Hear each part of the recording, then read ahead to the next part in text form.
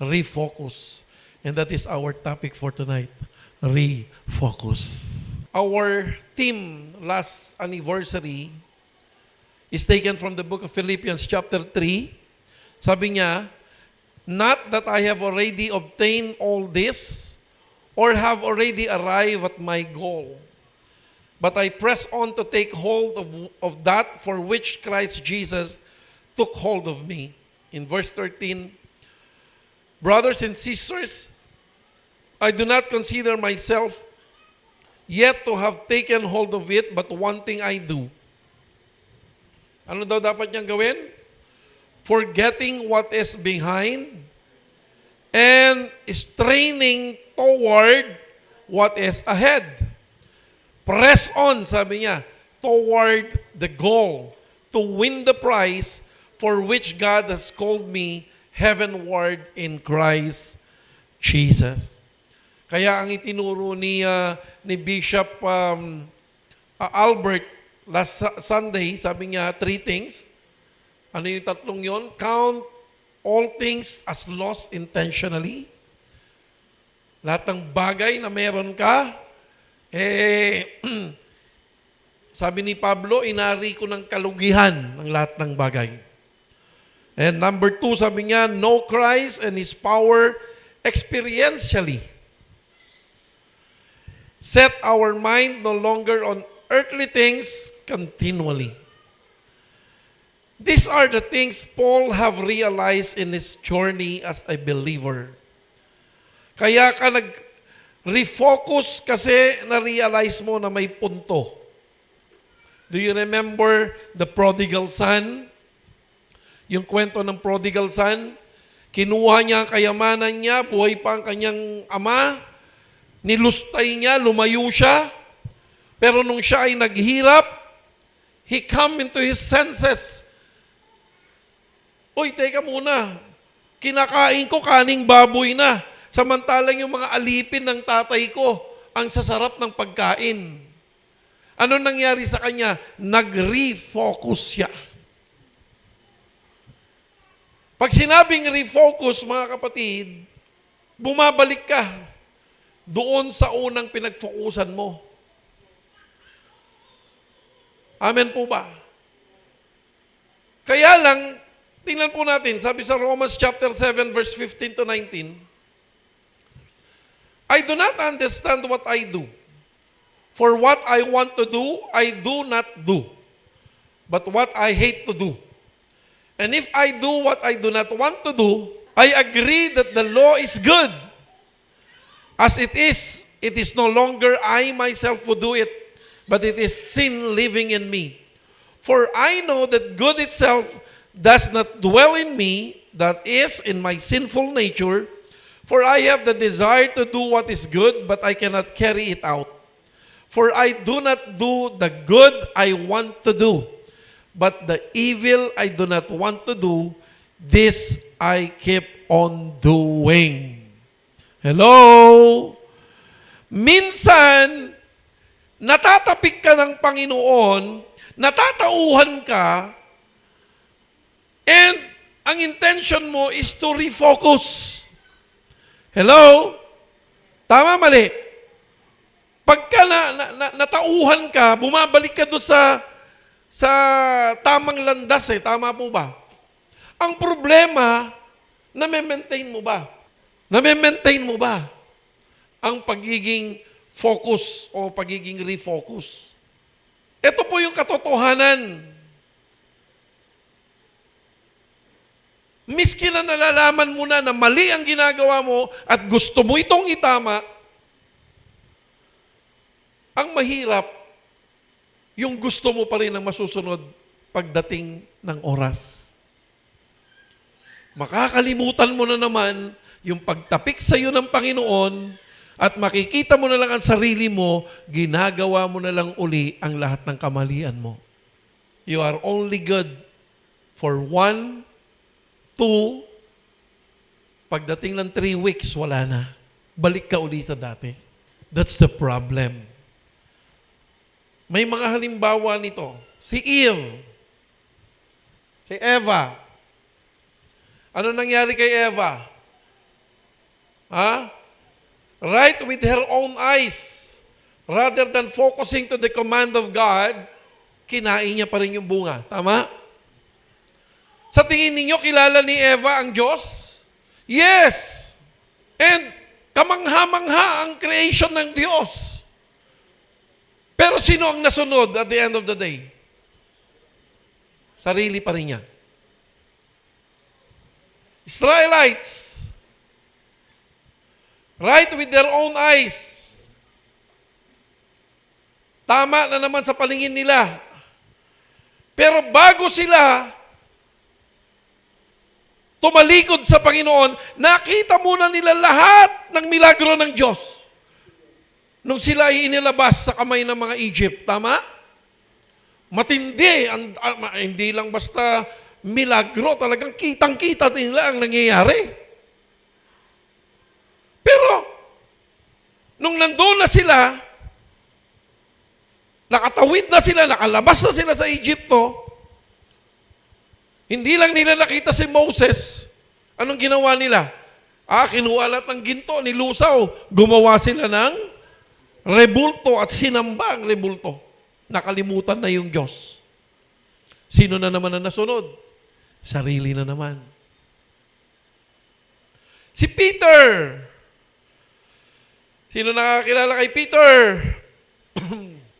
Bago si Pedro nakalakad sa ibabaw ng tubig, saan sila galing? Hindi ba kagagaling lang nila nagpakain si Jesus ng 5,000 kalalakihan? Kalalakihan lang ang nakalagay doon, pero ang estimated in the Bible scholars, there are about 12,000 people, including children and women. With 2 fishes and 5 loaf of bread. 2 isda, 5 tinapay. Nakakain ng 12,000. Nakita ni Peter yon. And then si Jesus, dahil marami na ang tao, siya po ay tumawid. Sumunod ang mga disipulo. Maya-maya nakita niya si Jesus, naglalakad sa ibabaw ng tubig. Multo, sabi niya. Huwag kayong matakot, sabi ni Jesus. Ano sabi ni Peter? Kung talagang ikaw si Jesus, papuntahin mo ako dyan. Nagpunta siya. Nung nakafocus siya kay Jesus, hindi siya lumulubog. Nung iniba niya ang direksyon ng kanyang focus, nakita niya maging ang hangin. Akalain mo hangin, nakita. Why? Because you are blinded. Di ba may kasabihan tayo, paano mo nagawa yan? Nagdilim kasi yung paningin ko. Lumubog siya. Pero si Pedro, nag-refocus. Jesus! Inabot ni Jesus ang kamay niya, hindi siya nalunod. Tama? Nakita niya yon. Nag-refocus siya. Na-save siya ni Jesus. Pero ano nangyari? After how many days or months, anong ginawa ni Peter? He denied Jesus 3 times. Hello? Si Judas, kasama ni Jesus, nawala sa focus, pinagpalit si Jesus sa 30 silver of coins. Nung natauhan siya, nag-focus siya uli, hindi niya nakayang tignan si Jesus, nagpakamatay. Kaya 2 lang po ang laging mangyayari sa atin. Pag nag-refocus ka, maaring ikaw ay makabalik or hindi. Hello? Sino po rito ang gustong mag-refocus sa Panginoon? We are deceived by thinking we are right with our own eyes. Naloloko po tayo mismo ng sarili natin na akala natin tama pa po ang pinaggagawa natin. We need to refocus. Amen po ba? Now, ang tanong, refocus to what? Okay? Refocus to what? Sabi ng Matthew chapter 7, basahin uli natin ito. Verse 21. Not everyone who says to me, Lord, Lord, will enter the kingdom of heaven, but only the one who does the will of my Father who is in heaven. Many will say to me on that day, Lord, Lord, did we not prophesy in your name? And in your name drive out demons? And in your name perform many miracles? Then I will tell them plainly, I never knew you. Away from me, you evildoers. May pinost ako nung nakaraan, no? Mas mabuti pang mapakinggan mo ang pastor mo na sinusuway ka kaysa darating ang oras na si Jesus magsasabi sa'yo, lumayas ka sa harapan ko, hindi kita kilala. Kaya makinig po kayo. Amen po ba? Hello? Titingnan po natin dito mga kapatid. There is two things that we need to refocus. Kingdom of heaven. But when I meditate this, hindi dalawa eh. Hindi siya kingdom of heaven at saka will of God. Di ba? Dalawa yung sinasabi niya rito.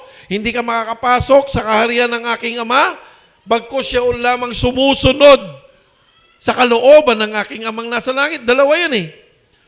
Pero nung minimeditate ko siya, hindi siya dalawa, isa lang. Bakit? Kingdom of heaven is God's will. Kung ano ang kalooban ng Diyos, yun po ang kanyang kaharian. Hello? Pag sinabi mong kingdom of heaven, it is the ruler, it is God that is the ruler, it is God that should reign, it is God that is sovereign, His authority be recognized and obeyed, batas at kalooban niya ang masusunod. Kingdom of heaven is God kind of government. Medyo nakakalito, no? Pero ganito lang. I-simplify ko, makinig kayo mabuti. Lahat kayo rito, anong tawag niyo sa akin? Pastor. Tama? Ano pa?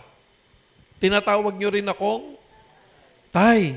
Pag lumabas ako, may tumatawag sa akin, Brad. May tumatawag rin sa akin, Pare. Pag pumunta ka sa palengke, tawag ka rin, Kuya. Pag naglalaro ka ng basketball, Idol.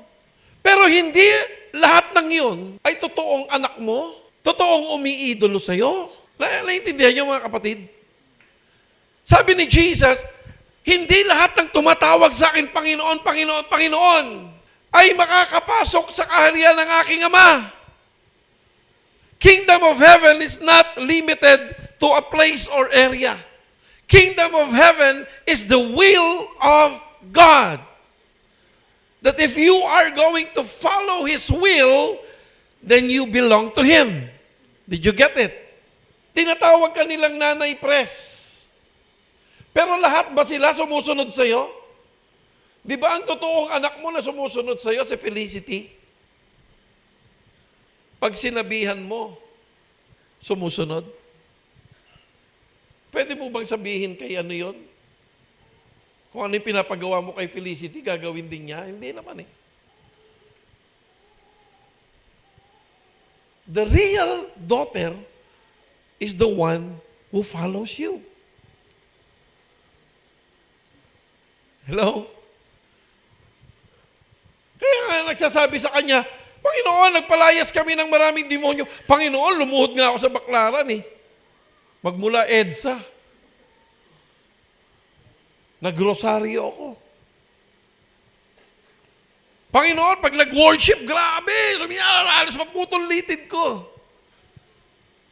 Pag hindi kalooban ng Diyos ang ginawa mo, hindi ka pa rin niya kilala. Minsan, pag sinabi natin Kingdom of God, heaven kaagad ang nasa isip natin. Ang gobyerno ng Diyos, tanungin ko kayo, may mga Pilipino po ba sa ibang bansa? Hello? Sa Canada meron? Nasa Canada sila, pero Filipino citizen sila.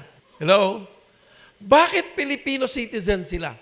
Kasi they are under the law of the Philippines. Under the law of the government of the Philippines. Tayo nasa lupa.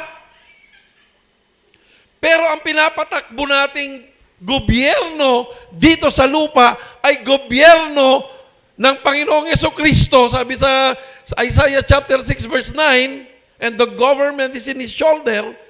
Pag sinusunod mo yung gobyerno ng Panginoong Jesucristo, para ka na rin nasa langit. Kaya sabi ng Our Father who art in heaven, hallowed be thy name, thy kingdom come, thy will be done on earth as it is in heaven. Ang problema sa mga Kristiyano ngayon, nagre-refocus on heaven. We are not designed to be in heaven. We are designed here on earth. Naintindihan niyo po ba? Pag tayo po namatay, hindi po tayo dadali, pupunta tayo sa langit, meron na... Hindi po ganun. Pag tayo po namatay, meron pong tinatawag na Hades, nandun po muna lahat ng patay. Pagdating ng second coming ni Jesus Christ, bubuhayin muli tayong lahat kasama niya. Magkakaroon ng bagong langit at bagong lupa. Bakit magkakaroon pa ng bagong lupa? Kasi we will reign with Jesus. Saan? Sa langit o sa lupa? Dito sa lupa. Naintindihan niyo po ba? Kasi ngayon, ay di bale lang ako mahirap, tanggap ko na lang. Basta ako pag namatay, sa heaven ang punta ko. Mag-refocus po tayo sa tama. Kasi iniisip natin, nagkakaroon tayo ng mga katahang isip na doon sa langit, mas madali ang buhay. O tama po yun. Pero yung langit, dinala na rito sa lupa. Na yung langit, maganda nga nung kanta nung Shackle, di ba? Gawing langit ang mundo, makakaya natin to. Kaya bumaba si Jesus. Kaya nung ginawa niya ang tao, have dominion. Kailangan natin baguhin ito. Saan ba talaga ako magfo-focus? Focus tayo ng focus. Mag-focus tayo na magawa ang kalooban ng Ama sa langit. Anong gusto niyang gawin natin? Sabi ni Pastor Lucky nung Sunday, love your God with all your heart, with all your soul, with all your strength, and love your neighbors as you love yourself. Tingnan niyo to. Kung talagang sa langit tayo pupunta, bakit masyado natin niyayakap ang mga kayamanang meron sa atin? Ayaw nating ibahagi.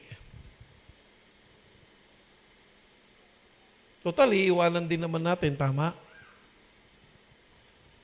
Bakit ganun? Ang sinasabi ni Jesus, love your God with all your heart and love your neighbors as you love yourself.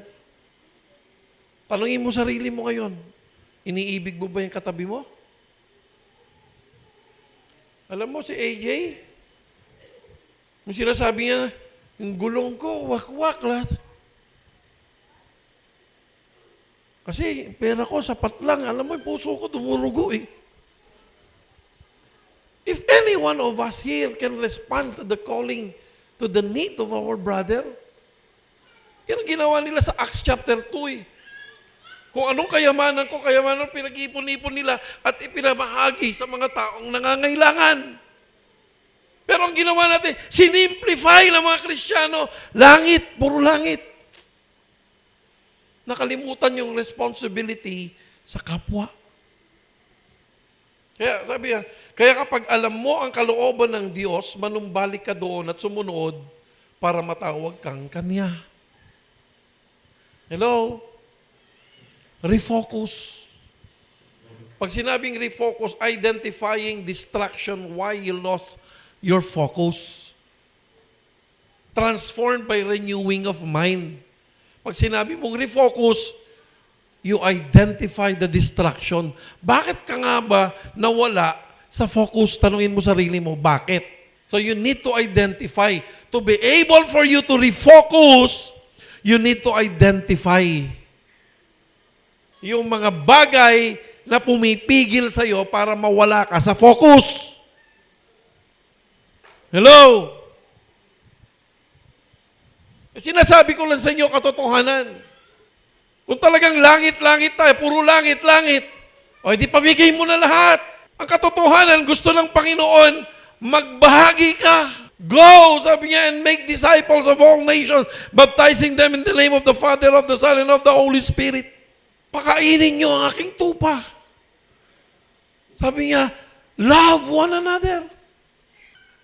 Alam mo, kung magre-refocus lang tayo, walang Kristiyanong namumulubi. Because everyone can respond to the need of each and every one. Alam mo, pag na-realize mo, teka muna, hindi na pala kalooban ng Diyos ang pinaggagawa ko. Yun ang nangyari sa prodigal son, na-realize niya. Kaso,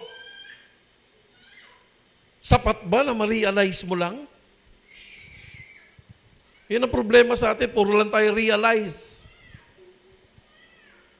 Na-realize ko mali ako, na-realize ko mali ako. Kaya after refocus, what's next? After refocusing, what's next? Ulitin ko, kaya ka nag-refocus kasi natauhan ka. Amen? Kaya lang, hindi nagtatapos doon sa natauhan. Dalawa lang po ito. Nung natauhan ka, anong susunod na dapat mong gawin? Tandaan po natin ito. Number 1, rebuild. So, evaluate and analyze. What are the distractions and challenges? Bakit ka nawala sa focus? Sipin mo. Bakit ka nag-backslide ngayon? Kasi, nagsimula sa patikim-tikim. Hanggang sa ito ay lumalim. Tama, mali? Nagsimulang umabsent ng Wednesday. Uy, pwede naman pala. Kaya kapag miski may pagkakataon siya ng Wednesday, hindi na lang. Hanggang sa nasanay na. Maging tayo, nasanay na lang din. Nagsimula lahat sa patikim-tikim.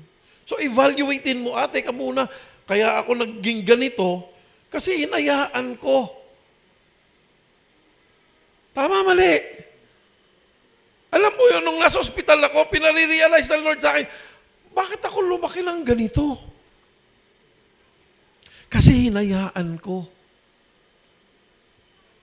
Nag-post si Nen sa akin ni Noy, Tay, tingnan mo to, 3 years ago, ganda ng katawan mo pa.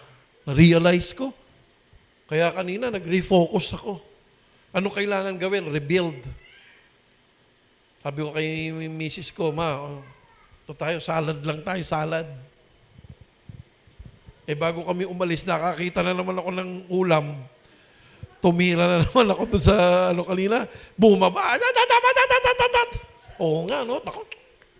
Ito na naman. Kasi, right with my eyes na naman Kailangan talaga mag-rebuild. You have to push. Yun ang sinasabi ni Pablo, forgetting what is behind. We need to discipline. Si Pastor Paul, na ngayon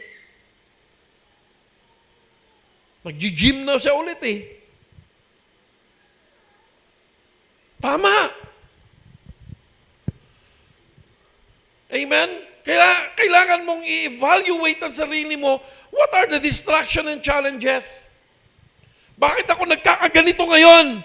Kasi nainggit ako kasi nakikipagkompetensya ako kasi hinayaan ko na yung sarili kong kagustuhan ang maganap. Tinalikuran ko ang presensya ng Diyos. Yun naman po ang totoo Next, what are areas of your daily routine need improvement? Tingnan ninyo. Evaluate yung sarili nyo kasi kanya-kanya po tayong weaknesses And nobody will do that for you. Only yourself. Amen?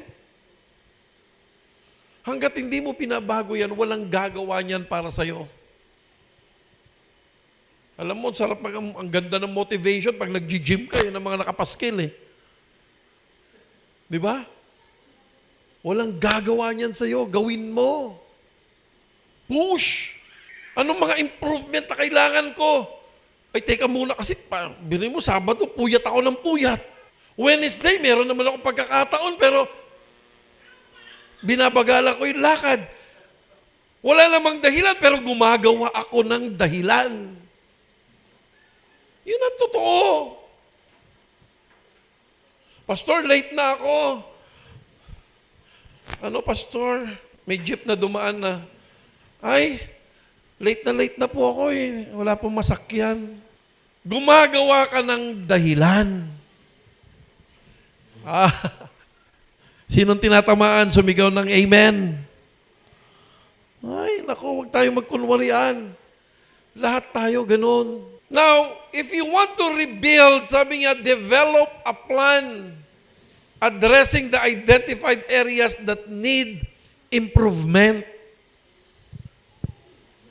Gawa kang plano mo. Kung hindi mo maiwasan ang mag-inom ng alak, eh huwag ka lang tumingin sa mga nagiinuman. Huwag ka lang umamoy. Huwag ka lang lumapit. Dahil alam mong mahina ka doon. Hello? Kailangan kang may gawin. Ang tukso ay hindi kasalanan. Pero pag ginawa mo, yung tukso, doon na nagiging makasalanan. May natututunan? Simple lang po ang gusto ng Panginoon sa gabing ito. Develop a plan. Tingnan mo, pagka gusto mo, may outing next week, ngayon pala nag-iimpake ka na. Kasi gusto mo eh. Ay, ito gagamit. Naku, pupunta pa sa SM yan. Naku, parang bagay sa two-piece na to ah. Pinaghahandaan. Kung 3 days doon, alam niya kung ano yung isusuot niya na 3 araw. Ay, bongga ito. Sa gabi, ito susuot ko. Sa umaga, paggising ko, bongga to. Kasi gusto mo. Ganon din dapat ang ginagawa natin spiritually. Gustuhin natin, planuhin niyo po. Kung mahina ka, sabi nga ni Pastor Lucky, di ba? Kung saan yung ayaw mo, gawin mo palalo. Kung mahina ka sa pananalangin, abay manalangin ka na manalangin. Amen? Kaya sabi ng Book of Psalm, teach us to number our days. Gawa tayo lang plano. Sa school nga, may lesson plan, tama? Bakit ayaw mong planuhin ang buhay mo? Bakit ayaw mong planuhin ang spiritual life mo? Bakit every Wednesday, every Saturday, every Sunday, ang malalakas ay yung mga intercessors? Amen? Pagka gusto, may paraan eh. Pag ayaw, ako po, sabi ko sa inyo, yung mga hindi po nag-a-attend ngayon dito, akala nyo, hirap na hirap doon? Hindi. Akala nyo, hirap na hirap? Hindi, namamasyal yun. Nasa bahay na yun. Maniwala kayo. Kaya marami po ang masasabihan ng hindi ko kayo kilala. Bakit? Hindi nagagawa ang kalooban. O number 2, rebuild and renew. After refocusing, you rebuild and renew. Ano yung renew? Sabi niya rito, take action. Sabi mo sa katabi mo, take action. Ano yung action mo? Prioritize consistency. Bakit? Success comes from consistent effort. Pag lagi mong ginagawa, magiging successful ka. Bakit? Sabi niya, celebrate progress, even small or big improvement. Sa simula, pag inumpisahan mo, parang walang nangyayari, pero meron. And you should be happy. Kasi habang ginagawa mo paulit-ulit yun, paulit-ulit, makikita mo na lang isang araw, malaki na pala ang nagagawa mo. And then that you will become successful. Amen? Hello? O kaya kami back to zero. Kanina, kumain na kami. O kaya Wednesday, please lang, wag lang kayong magyaya kasi mga anak ko, pag Wednesday, kumakain kami sa labas. O pag Wednesday ngayon, gawin na lang, planuhin na lang natin once every quarter. Once every month siguro. No? Kasi pagkatapos nito, magtatawagan, diretso tayo sa ganito. Kakain kami yan. Uuwi kami, talagang makakatulog ka, 2:00 na kasi busog na busog ka eh. O yung mga payat na lang daw yayain mo. Now, in doing renewal, mga kapatid, sabi niya rito, seek support if needed. Don't be prideful to pursue if you really need help. Pag nahihirapan ka na, magsabi ka. Huwag niyong sarilinin. At yung sasabihin, lalo na yung mga workers natin dito, lalo na kaming mga pastor na ninyo, sasabihin namin sa inyo ang totoo na dapat ninyong gawin. Amen? Huwag kayong maiiya. Huwag kayong maiiya. Huwag kayong maiiyang magsasabi na, nagda-diet ako, pastor. Kaya open rebuke is better than secret love. Bakit ako lumaki ng ganito? Walang nag-rebuke sa akin. Kasi lahat takot eh. Si pastor yan, baka ma-rebuke tayo. Back to you. Ha? Simula ngayon, diretsahan tayo. Nakasalubong ko sila Hans, so nagja-jogging na. No? But if we are focused, do not just focus on the physical area. Let us focus more on the spiritual side. Yung physical, susunod yan. Pagka disiplinado ang spiritual life natin, magiging disiplinado din ang katawan natin. Amen? So, dalawa lang gagawin mo. If you are refocusing right this moment, all you have to do is to rebuild and renew. Naintindihan niyo po ba, mga kapatid? Hallelujah. Kaya sabi sa Romans 12:1-2, therefore, I urge you, brothers and sisters, in view of God's mercy, to offer your bodies as a living sacrifice, holy and pleasing to God. This is your true and proper worship. Do not conform to the pattern of this world, but be transformed by the renewing of your mind. Then you will be able to test and approve what God's will is, His good, pleasing, and perfect will. It is good to realize and identify your weaknesses and wrongdoings, but better if you take action to improve it towards perfection. Amen. James chapter 2 verse 17, in the same way, faith by itself, if it is not accompanied by action, is dead. Faith without action is dead. And I will close to this in Philippians chapter 4 verse 8-9. Matindi po itong focusan natin. Sabi ni Pablo, finally, brothers and sisters, can we all rise? Sabi na Philippians chapter 4 verse 8-9. Can we all read this one? Finally, brothers and sisters, whatever is true, noble, whatever